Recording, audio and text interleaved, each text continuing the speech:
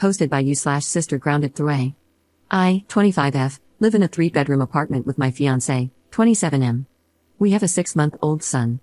My younger sister Mia, 20F, recently started attending a university that's closer to where I live than either of my parents' places. Because she needs to get to class early in the morning, my fiancé and I allowed her to move into our spare bedroom. She's been living with us since January. There's a set of rules I've had Mia follow since she moved in, mostly to ensure everyone can live peacefully. One of the most important rules concerns arriving after my son's bedtime, which is usually between 7 and 8 p.m. Mia is allowed to come home as late as she wants, as long as she doesn't make too much noise. The door to the apartment has an electronic keypad lock, and it also has a normal lock underneath. Everyone has a copy of the key, but we all prefer typing in the password. However, the keypad is very noisy, and my son's nursery isn't far from the door. Every time the keypad is used after I put the baby to sleep, he wakes up.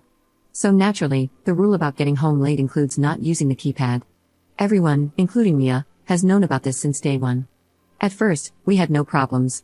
But now that Mia has gotten used to college life, she's been going out at night frequently. This past month, she has arrived home after midnight every Friday and Saturday night. She always forgets the don't make too much noise rule, and she has, on multiple occasions, used the keypad. My son wakes up crying every damn time. I'd sit her down and remind her of the rule whenever this happened, but she'd continue to do it.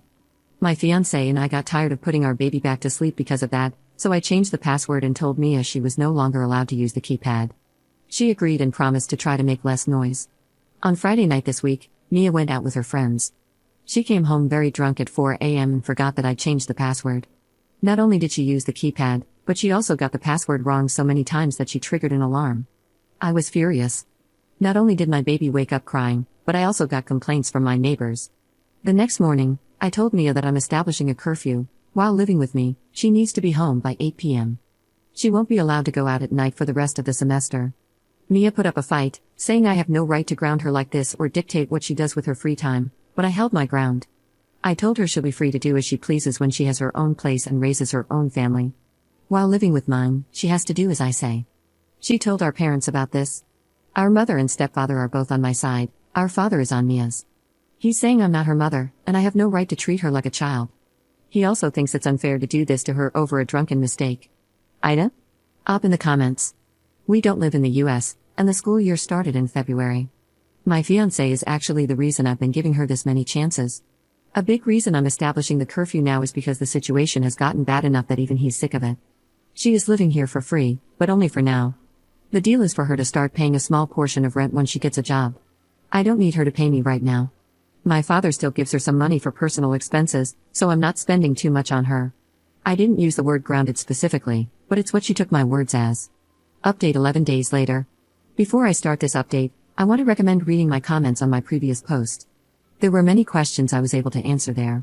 It's very hard to explain my relationship with my younger sister in proper detail, but I will say that, while I love her dearly, Mia has always been a very inconsiderate person. I have countless examples. She almost didn't attend our cousin's wedding last year because she didn't want to walk to the venue, which was 2 blocks away from our mom's place. We shared a bathroom when we were younger, and she'd insist on having the top drawers because she didn't want to crouch down, but she was fine with me doing so. She slept through my college graduation and didn't apologize for it. I'm bringing this up now because whenever I asked Mia why she kept forgetting to use her key, her excuse was that looking through her bag took too long and the keypad was quicker. In her head, bothering other people is better than slightly inconveniencing herself. After I established the curfew, Mia tried different ways to make me change my mind. She'd talk about not being able to cancel her tickets for Party X or about the fun her friends had at Party Y. She'd show me her developing LinkedIn profile and tell me she had learned her lesson and would be more responsible. At first, I really didn't want to have to kick her out, which many of you suggested, but I have limits. A few days ago, I overheard her complaining to her friends on the phone about her beach of a sister who wouldn't let her do anything. Later that day, I asked her which of our parents she planned on moving in with. Cue more fighting. I managed to tell her that I had no obligation to continue housing her, for free, if she couldn't respect my family. Mia could either move back in with our parents or continue living with me for the low price of respecting my infant son and stop complaining about it. We did have a very productive conversation afterward. I managed to get a lot off my chest, as did my sister. Mia apologized for everything. She admitted she'd been selfish and promised to make efforts to change and mature. I'm a strong believer that people can change, which is why I'm not kicking her out right now. But I made it very clear that Mia is on thin ice, and the next time she does anything like this will be the last time she ever sees the inside of my home. The curfew will continue until the end of the semester, as originally planned. My father also agreed to pay for Mia to go back to therapy. It helped her a lot when she was younger, so I'm hopeful about the future of this living situation. I also want to thank those who suggested a white noise machine. My son is not a light sleeper, the keypad is just very loud and startles him awake, but my fiancé and I are still looking into getting one. Anything that helps our baby sleep better is welcome. Thank you, Reddit. Second update 5 months later. Okay, you guys called it. A little under a month ago, my fiancé and I kicked Mia out of my apartment. This actually had very little to do with the keypad thing. After my last post, things were relatively peaceful for a while. And then June came, and Mia decided to go back to her old ways. At first, it was just the usual entitlement. She started taking my stuff without permission, whining whenever my baby cried, and complaining about having to do everything, which was literally just her own laundry. All of that was more annoying than unbearable, so I'd just take my stuff back and let her clothes stink. Then, early in September, Mia went on a holiday beach trip with her friends. The day after she left, I noticed my diaper bag and one of my son's blankets were missing. Both were expensive gifts from my best friend for my baby shower. I checked every room in the apartment and found all the items that had been in the diaper bag dumped on Mia's bed. She had emptied the bag to use it as extra luggage. The blanket was in a separate pocket, so she took it by mistake. Later, when I got them back, both were dirty and sandy. I called Mia as soon as I found the items.